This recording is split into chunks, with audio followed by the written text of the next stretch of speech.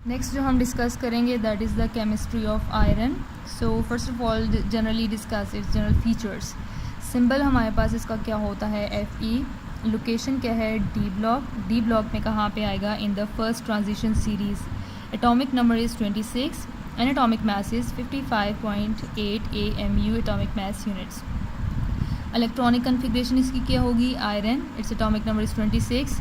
सबसे पहले आएगा argon core 4s2 and 3d6 4s2 यहाँ पे आपको नज़र आ रहा है। और 3d में से कितने होंगे हमारे पास 6 इलेक्ट्रॉन्स होंगे, ठीक है। 6 में आपने पहले इसको हाफ फिल करना होगा और ये 6th वन जो है ये बाद में फिल अप होगा, पेयर अप होगा। इसमें अनपेयर्ड इलेक्ट्रॉन्स कितने हैं, there are 4 unpaired electrons. Occurrence अगर हम देखना चाहें ये भी हमें अर्थ क्रस्ट से मिलता है और ये बहुत ज़्यादा रिएक्टिव है। रिएक्टिव होने की वजह से ये हमेशा कौन सी फॉर्म में होता है, कंबाइंड स्टेट में, कभी भी ये फ्री स्टेट में नहीं होता। कंबाइंड स्टेट है, कंबाइंड स्टेट को हम क्या कहते हैं ओर्स इसके कौन से हैं, red haematite Fe2O3, brown haematite और लिमोनाइट। इसका फार्मूला क्या है इसके हमारे पास मॉलिक्यूल्स होंगे Fe2O3 के और इसमें वाटर ऑफ क्रिस्टलाइजेशन हमारे पास कितना है 3। मैग्नेटाइट जिसका फार्मूला क्या है Fe3O4। कुछ हमारे पास आयरन के जनरल कैरेक्टरिस्टिक्स हैं, उनको भी देख लेते हैं। इट फॉर्म्स कम्प्लेक्स कंपाउंड्स, ठीक है। आयरन की ये कैपेबिलिटी है कि ये क्या बना सकता है, कम्प्लेक्स कंपाउंड्स बना सकता है। कम्प्लेक्स कंपाउंड्स बहुत ज़्यादा इंपॉर्टेंट होते हैं। For example first complex compound आपको नज़र आ रहा है यहाँ पे हेक्सा एक्वा आयरन 2, ठीक है। और साथ में हमने आयन भी लिखना होगा क्योंकि जो गिवन है इसमें +2 चार्ज गिवन है। सेकेंड वन जो हमारे पास है it is hexa aqua iron 3 ion, ठीक है। सेकेंड वन हमारे पास क्या है, इट हैज़ कलर्ड कंपाउंड्स। इसके जितने भी कंपाउंड्स होते हैं वो क्या होते हैं, कलर्ड होते हैं, क्योंकि हमने देखा है इसके पास क्या है अनपेयर्ड इलेक्ट्रॉन्स। और हमने ये भी डिस्कस किया किसी के पास भी डी ऑर्बिटल में अनपेयर्ड इलेक्ट्रॉन्स होंगे तो वो क्या होगा कलरफुल, ओके। फॉर एग्जांपल अगर हमारे पास आयरन Fe+2 के सॉल्ट्स होंगे तो उनका कलर क्या होगा पेल ग्रीन होगा। और अगर Fe+3 के सॉल्ट्स होंगे तो इसका कलर क्या होगा येलो या ब्राउन होगा। इसकी 2 हमारे पास स्टेबल ऑक्सीडेशन स्टेट्स हैं। फर्स्ट वन इज़ Fe+2 और सेकंड वन हमारे पास कौन सी है Fe+3। इसकी एक और इम्पॉर्टेंस ये है कि इसको हम हैबर्ट्स प्रोसेस में यूज़ करते हैं एज अ कैटलिस्ट। हैबर्ट्स प्रोसेस ऐसा प्रोसेस है जिसमें हमने किस चीज़ की सिंथेसिस करनी होती है ऑफ अमोनिया। नेक्स्ट हमारे पास आ जाता है वेराइटीज़ ऑफ आयरन। आयरन की हमारे पास डिफरेंट टाइप्स होती हैं। ये टाइप्स हमारे पास जो बनती हैं ये कार्बन कंटेंट की बेस पे बनती हैं। किसी टाइप में कार्बन की अमाउंट ज़्यादा होती है, कहीं पे कम होती है। इस कम या ज़्यादा की बेस पे हमने आयरन को 3 कैटेगरीज़ में डिवाइड किया है। फर्स्ट वन है हमारे पास cast iron which is also known as pig iron और इसकी परसेंटेज कितनी है 2 to 3% इसमें क्या होता है कार्बन प्रेजेंट होता है। सेकेंड वन है रॉट आयरन और मेलेबल आयरन और इसमें कार्बन की परसेंटेज कितनी है 0.1 to 0.25%।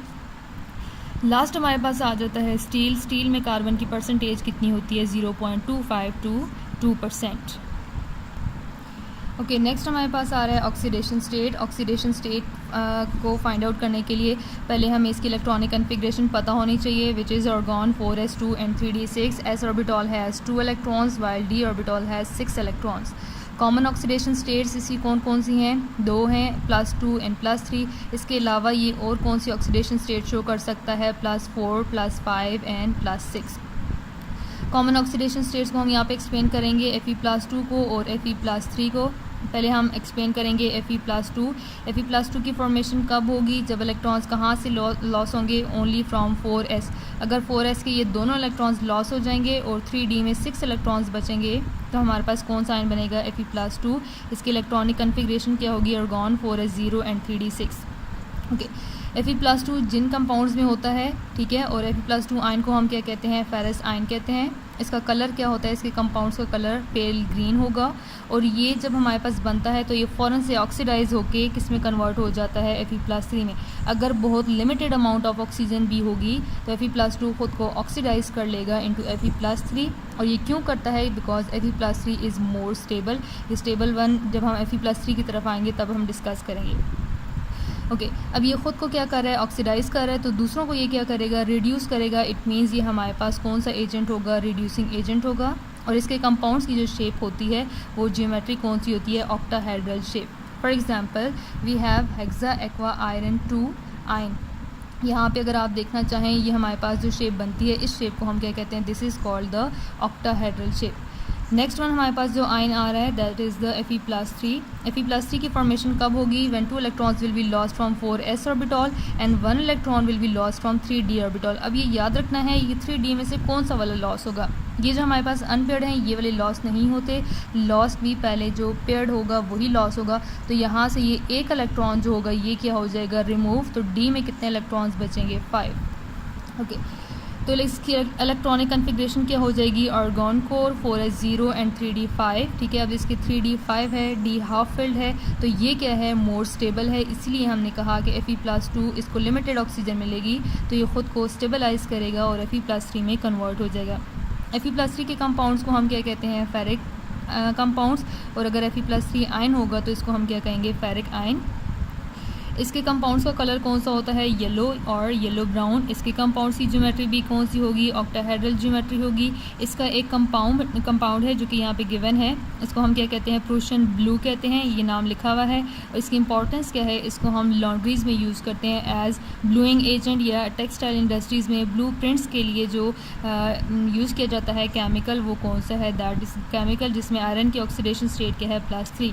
ओके इसकी जो एग्जांपल भी हम देख लेते हैं. एग्जांपल इसकी है हमारे पास हेक्सा एक्वा आयरन 3 आयन. ठीक है, यहाँ पे आपको इसकी ये ज्योमेट्री नज़र आ रही है. This geometry is known as octahedral geometry.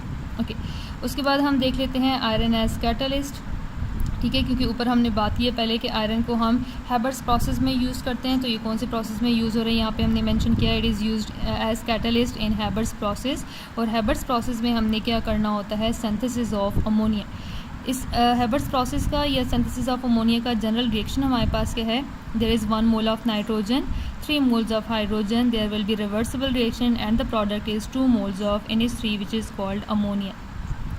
Mechanism इसका क्या है? जो हमारे पास फर्स्ट स्टेप है N2 + H2. ठीक है, ये किस में कन्वर्ट होगा? N2H2 में. अब ये जो हमारे पास फर्स्ट स्टेप है, ठीक है, इसी में हम कैटलिस्ट यूज़ करते हैं, आयरन यूज़ करते हैं. और इस रिएक्शन को कंप्लीट होने के लिए बहुत ज़्यादा हीट रिक्वायर्ड होती है. इसीलिए यहाँ पे ये जो रिएक्शन होगा ये कौन सा होगा? Endothermic.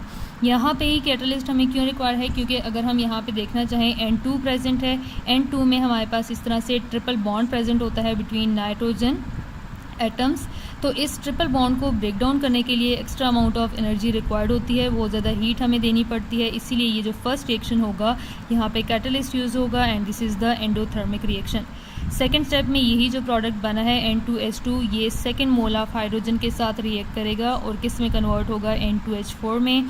N2H4 third molecule of hydrogen के साथ रिएक्ट करके क्या बना लेगा? 2 मोल्स ऑफ NH3. ओके उसके बाद हम देख लेते हैं एक्शन ऑफ कैटलिस्ट के. ये जो हमारे पास कैटलिस्ट है इसका फंक्शन क्या है? इसका फंक्शन ये है कि जितना भी हमारे पास रिएक्टेंट्स हैं नाइट्रोजन और हाइड्रोजन वो इसकी सरफेस के ऊपर क्या होते हैं? एडजॉर्ब. अब एडजॉर्ब क्या होता है? दो फिनोमेनाज होते हैं हमारे पास, एब्जॉर्प्शन और एडजॉर्प्शन.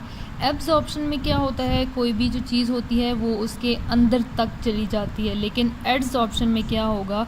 वो जो चीज़ हम यूज़ करेंगे वो किसी भी सरफेस के ऊपर जब रहेगी उसके अंदर मर्ज नहीं होगी, सरफेस पे रहेगी. तो इस प्रोसेस को हम क्या कहते हैं? एडजॉर्प्शन.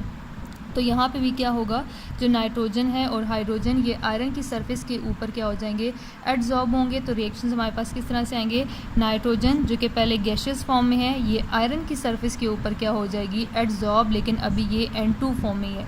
अब N2 फॉर्म में है, यहाँ पे इसके ट्रिपल बॉन्ड को ब्रेक डाउन करना है. यही जो N2 एडजॉर्ब फॉर्म में है इसके बॉन्ड्स ब्रेक डाउन होंगे तो ये एटॉमिक नाइट्रोजन में कन्वर्ट होगा. 2 एटॉमिक नाइट्रोजन बनेंगे और ये कौन सी फॉर्म में होंगे? एडजॉर्ब फॉर्म में. अब यही जो हमारे पास रिएक्शन है ये स्लो स्टेप है, रेट डिटर्मिनिंग स्टेप है. स्लो क्यों है? क्योंकि इसमें ट्रिपल बॉन्ड्स ब्रेक डाउन होते हैं. उसके बाद जो हमारा सेकंड रिएक्टेंट है हाइड्रोजन जो पहले गैशियस फॉर्म में है ये आयरन की सरफेस के ऊपर क्या होगा? एडजॉर्ब होगा. और यही जो एडजॉर्ब हाइड्रोजन मॉलिक्यूल है इसके बॉन्ड्स ब्रेक डाउन होंगे तो ये किस में कन्वर्ट होगा? 2 हाइड्रोजन एटम्स में.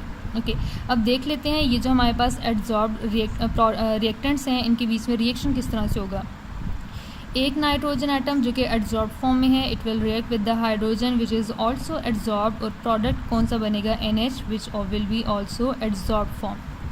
NH which is in the adsorbed form will react with the second hydrogen atom which is in adsorbed form and the product will be NH2 और ये भी क्या रहेगा adsorbed ही रहेगा। यही जो NH2 adsorbed है ये थर्ड हाइड्रोजन एटम के साथ रिएक्ट करेगा जो कि adsorbed फॉर्म में है और हमारे पास क्या बन जाएगा NH3, लेकिन अभी ये कौन सी फॉर्म में है, adsorbed फॉर्म में। लास्ट में हमें क्या करना होगा, डीएडजॉर्प्शन। डीएडजॉर्प्शन का मतलब क्या है कि जो हमारे पास ये प्रोडक्ट जो आयरन की सरफेस के ऊपर एडजॉर्ब्ड है इसको हमने क्या करना है, रिमूव करना है। अब डीएडजॉर्प्शन हमें कैसे करनी होती है, जो आयरन हम कैटलिस्ट यूज़ करते हैं उसकी हमें पॉइजनिंग करनी होती है, उसकी रिएक्टिविटी को हमें स्लो डाउन करना होता है। तो ये एडजॉर्ब फॉर्म से दोबारा हमारे पास वापस कौन सी फॉर्म में आ जाता है, गैशियस फॉर्म में। तो ये हमारे पास क्या है, हैबर्स प्रोसेस है जिसमें हम आयरन को यूज़ करते हैं एज ए कैटलिस्ट।